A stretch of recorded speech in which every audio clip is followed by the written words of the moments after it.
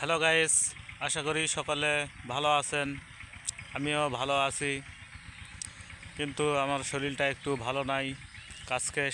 কালকে সারাদিন কাজ করেছি, ওষুধ ছিটাইছি, এই জন্যে হাত পা গা খুব ব্যথা করিচ্ছে।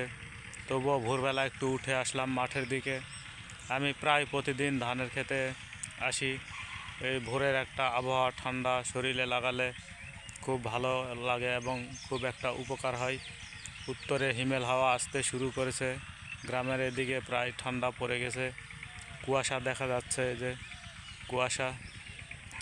তো গাইস, আমাদের এখানে কাছাইল গ্রাম এবং আলিপুর মিলে হরিবাসর করা হয়। তো আজকে থেকে শুরু 16 প্রহর ব্যাপী শ্রী শ্রী রাধাকুণ্ডের পুণ্যস্থান উপলক্ষে শ্রী শ্রী রাধা গোবিন্দের লীলা কীর্তন ও যজ্ঞানুষ্ঠান স্থান আলিপুর উত্তরপাড়া সার্বজনীন শ্রী শ্রী হরি মন্দির প্রাঙ্গণ।